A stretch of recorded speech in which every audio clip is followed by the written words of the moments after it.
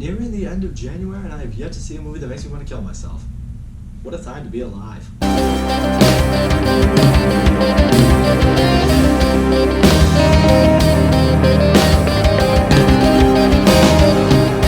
The Gentleman is the newest crime movie written and directed by Guy Ritchie. This movie starring Matthew McConaughey, Colin Farrell, Charlie Hunnam, and Hugh Grant. Among other people as well, but those are the really big names. I personally don't know a whole lot about Guy Ritchie. I haven't really seen too many of his movies. People do tell me that back in the day, he was a great crime movie director. The movie Snatch, I guess, is the movie that he's most well known for. I personally haven't seen it. The last movie that I saw directed by him was Aladdin.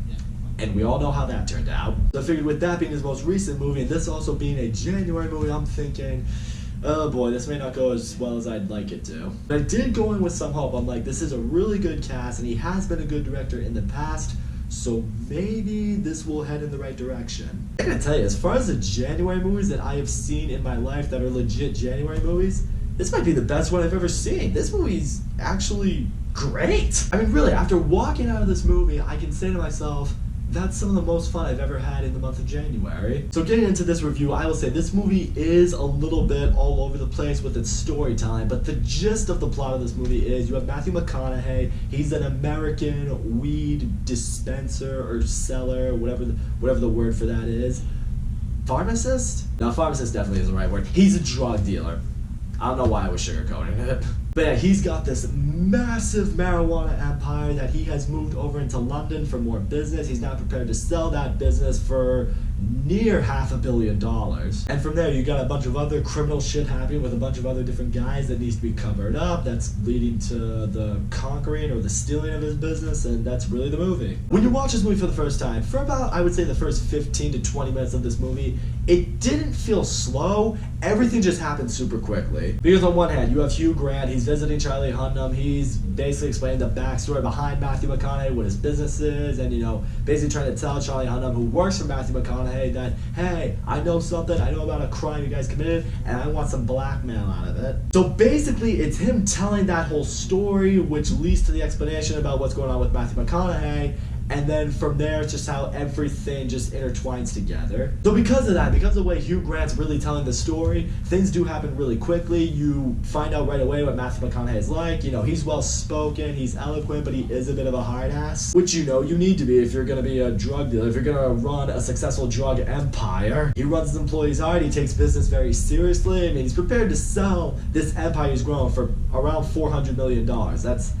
That's pretty crazy. And really, I gotta say, the performances in this movie, everyone is just awesome. Matthew McConaughey, as I just mentioned, he is great in this movie. I perfectly bought into him as this drug dealer, hard-ass criminal who's prepared to do what he needs to do to get shit done. I'm gonna jump all over the place a little bit in this review, similar to how the movie does, but there's a scene towards the end, yeah, I'm going that far right here, kids, is when he's talking to the guy that he was doing some business with, and he discovers that this guy was kind of messing with him, was trying to sweep money from under the rug, try to ease back the deal, easily in a way that nearly got him killed and nearly got his wife raped. So he tells this guy, okay, so here's what's gonna happen. You're actually gonna give me the money that you owe me plus incentives, or I'm gonna stick you in this freezer where it's minus 20 degrees, where in the course of an hour you're gonna lose feeling and everything, you're probably gonna fucking die. So yeah, you're gonna go in there, and within the first 20 minutes you're probably gonna lose feelness and everything until I get what I want. I like seeing that hard shit, and what I like seeing with Matthew McConaughey is he sold it.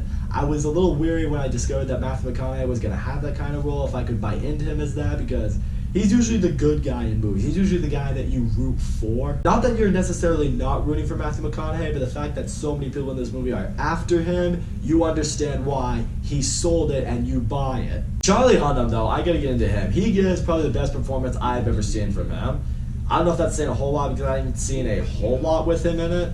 He was in that King Arthur movie from a little while ago. He was in Pacific Rim. I did love him in that. He's also in, I think, is it Sons of Anarchy? That's one of the shows I've been told I need to watch. But still, Charlie Hunnam is great in this movie. He has a lot of screen time. Probably, I would say, looking back on it, he might have the most screen time of any character. But he absolutely slays him in this movie. He basically serves as Matthew McConaughey's right-hand man, his enforcer. And what I like seeing with him is typically with these kind of characters, guys who are henchmen and sidekicks to these kingpins, they're usually the kind that just stay back, don't do anything. You're just like, yeah, you're just the guy. There's nothing really special or unique about you. But no, you see very quickly that he doesn't need Matthew McConaughey to really carry out a job. He can go and he can take care of shit himself. There's one scene in particular. He goes and he meets with these kids who are hanging out with this girl, and they're all doing some crazy drugs together, and at one point he just gets the whole room focused on him. He gives this great monologue.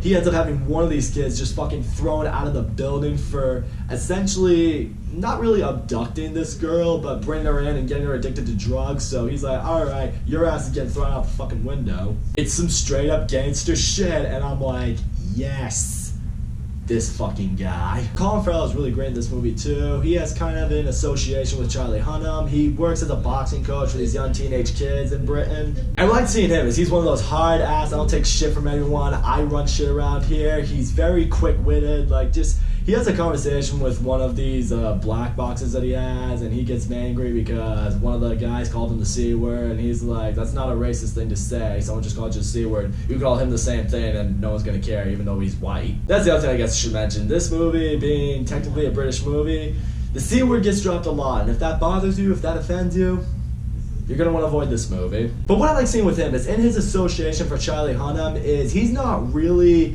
he's not that much of a criminal, really. I mean, he's a hard ass, he doesn't take shit, and he wants to whip these kids into line.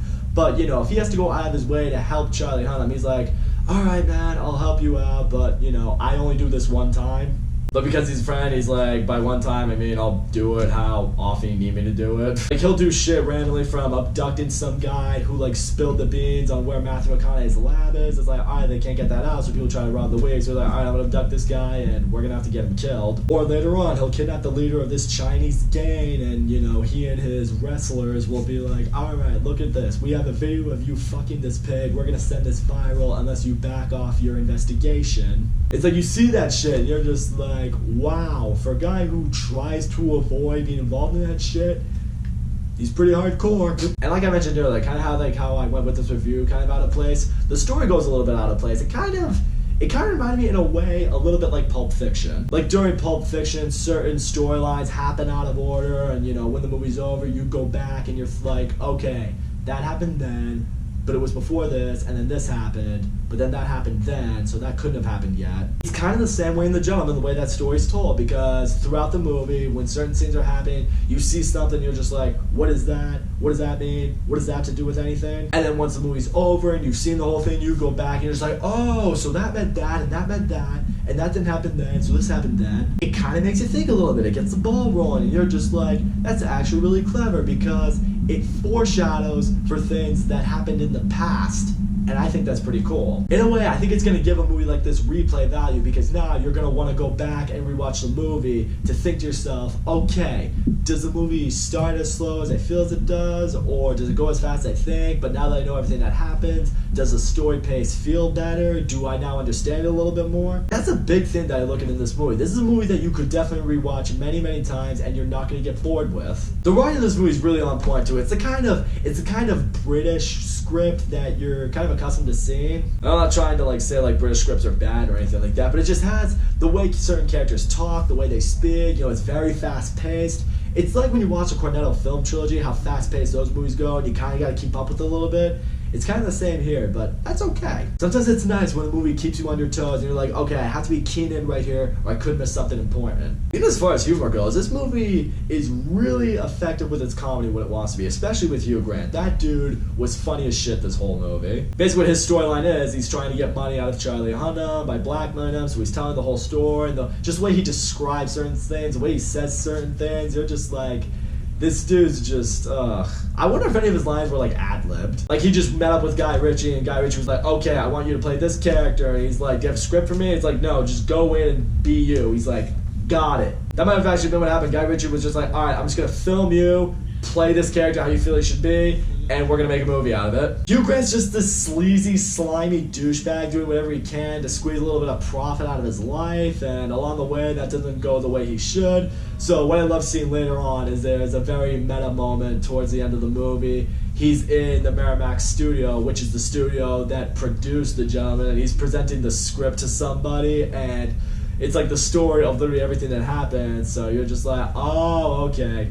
Guy Ritchie's just breaking the fourth wall right here, but it was really funny. That moment actually had me laughing pretty hard. But yeah, really, that's the most I can say about this movie, guys. It's not so much a spoiler review as it typically is, but I think that's just because it has such a unique story in the way that it is told that maybe the best way to go about it is seeing it for yourself, because then you can really see my point. It's like, okay, this movie was a little bit fast-paced, it goes a little bit out of order, but it does make me want to go back and watch it because now I'll understand certain points a little bit better. And all in all, The Gentleman, I'm gonna say right now, probably the best January movie I've seen in years. There was not a false note everywhere. The entire cast did awesome. Matthew McConaughey was great. Charlie Hunnam was great. Colin Farrell was great. Hugh Grant was great. The script is awesome. I have a feeling as this movie ages on and people start watching it more, it could end up being a very quotable movie. Even still, as me and my friend were leaving the theater, we were already going back and forth about one of the scenes in particular that we really liked. This movie is funny, it's crass, it's action-packed, it's a lot of fun. You may not understand where the movie is going for the first 15 to 20 minutes of it, but once it clicks with you, you're really going to be sucked into it. And in the end, I can't wait to see this movie again. And in fact, I feel like it's a movie that if I do see again, I may end up only liking it even more. Who knows? By the end of the year. It's a long way to go. But I wouldn't be surprised if this ended up being one of my favorite movies of the year.